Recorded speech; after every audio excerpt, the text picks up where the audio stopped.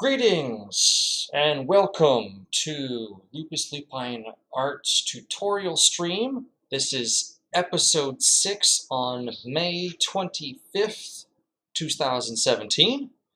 My name is Joe, or LupisLupine, as I go by as an artist. And today we're going to be talking about how to paint up gemstones and crystals and that sort of thing in order to make them look semi-realistic, ultimately pretty cool. Got my time lapse already loaded here, and we're going to get it started. And once I get into the video itself, or into the work itself, I'll start talking about it. While I wait to open up the file, talk about a little bit what you're seeing. That is the logo for my upcoming Japanese RPG that I'm making with RPG Maker MV, available through Steam. And I've spent the past week or so getting the main title, the main logo all put together. If you follow me through Twitch, it's what I've been working on for about the past month, the game, not just the logo. And it's what I'm going to be devoting all of my art ability to for a while until we get a lot closer to being done. If you are interested, if you haven't followed me already, follow me on Twitch, and of course you can support me by going to my Patreon. There'll be a link in the notes down below there where you can subscribe, monthly donation, have access to the full length of the stream, art files, as well as, on a monthly basis, updated actual downloadable and playable version of the game that I will update month over month, so you can always download it, check it out on PC. I'm going to restrict it to that for now, but yeah, you can always see the game as it's being built, all of the artwork by me, Joe, LupisLupine, whatever you want to call me, etc. So, looks like I've gotten started here, and I'm just kind of walking through step by step. First step, of course, is the roughs, where I just threw down my ideas for what the logo is going to look like. I used fonts from the computer, that sort of thing, just getting a really good layout of how things are going to look. Had a pretty clear idea in mind, so that went pretty easily. Then I went over and did pencils, did each thing separately, erased out the overlap, so now you can see I've got my line work there for what the overall logo is going to look like, including the crystal.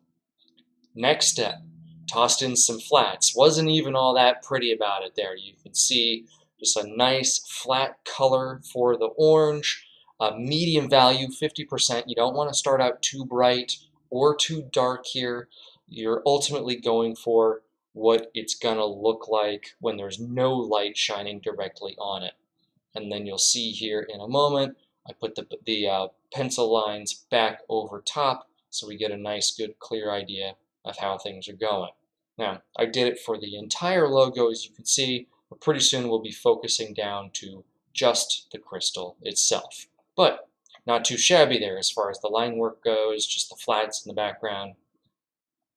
Next step, added highlights and shadows. Again, you can see I did it for the entire graphic, but particularly for the crystal itself. Since all of the crystal's planes are supposed to be just flat edges, even though there are a whole lot of them, we just took one color per plane and filled it in, trying to get the colors even, that sort of a thing. I could have used a fill bucket to get it absolutely perfect, but I want there to be a little bit of variation in my work. There's some pretty specific steps on choosing highlights and shadows and having them look compelling, making them look semi-realistic, how light actually behaves, and spend some time in there taking the colors out, just looking at the values to make sure that my three-dimensionality still worked pretty darn well.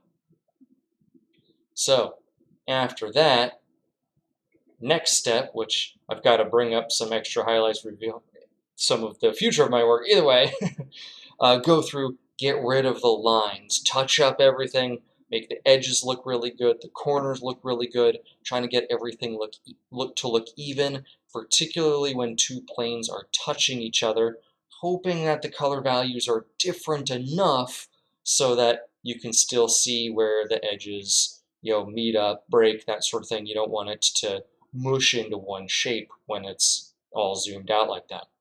After that, we do highlights along the edges. This is where the highlight area is being hit, like direct light. So we've got something pretty close to white there that we're painting with. Keep the layer use a layer mode that does allow light to color to shine through, so that we're certain that that yellow orange color of the crystal does still look good. It's not just a solid bright white. Some of that color is still going to show through. And once that's all done into our liking, I did stop and talk a little bit like, do you want to be able to see through the crystal? Is that even appropriate? In this case, I didn't think it was a good idea because I didn't even bother to draw the gear underneath. So we left it nice and solid.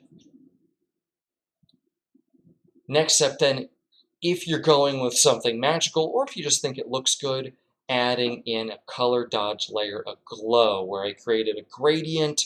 I masked it off so you can only see the gradient of the within the crystal itself, and went from basically a yellow amber to a brown. You don't go solid black to white. You want to include the colors of the object itself when you're doing this stuff. It makes it more realistic. Then last but not least, a couple of add glow layers to really kick it up a notch. One on top of the crystal itself to look like it's emitting light, and then one underneath to show the light being thrown onto the objects around it. After that, it's just a matter of going through, erasing the glow where it's not appropriate, like in places like the holes in my gear where there isn't anything to reflect the light back. That's going to add a whole nother level of realism to it. And that's pretty much all there is to it there in creating a glowing crystal, shrunk down over a time lapse there. So at that point, after I'd kind of shown off what the different layers, how it affects everything, that is pretty much it for the tutorial. Next steps for me were to go through and erase out that blackened pencil line that I had left in there specifically for the purposes of this tutorial.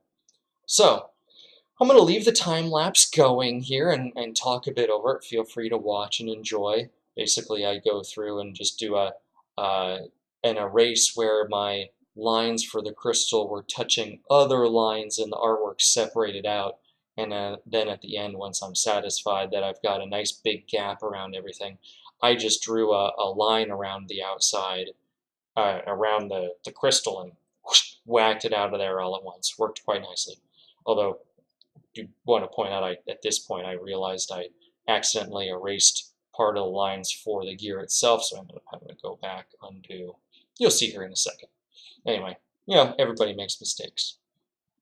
So yeah, that basically concludes the gem tutorial. I won't rattle on about myself too much here, but I always like to point out, you're seeing this on YouTube. It's all originally on Twitch. I've got a regular stream, a regular schedule that I do that you can check out on Twitch at searching for LupisLupineArt. It's got a schedule right below there, as well as links to all my other social media outlets. So subscribe there, or I guess it's just follow now because I'm not a full subscribed YouTube Twitch streamer yet. Subscribe here on YouTube. Follow me, get alerts. I'm at JVLupo on Twitter. I'm on Facebook. There's all those links, particularly below the Twitch page. As for this video, of course, thumbs up if you like it, thumbs down if you don't. If you particularly like what you see, please become my Patreon. Just a little bit of support on a monthly basis is going to get you access to tons and tons of good content. And as I sit here talking about this on May 25th, before the end of the month here, I'm going to have my first downloadable, playable version of my game, hopefully complete with my logo on the title screen there, which will be pretty super cool. I'm continuing to roll all of this out. Got big plans for the Memorial Day weekend for stuff I'm going to build.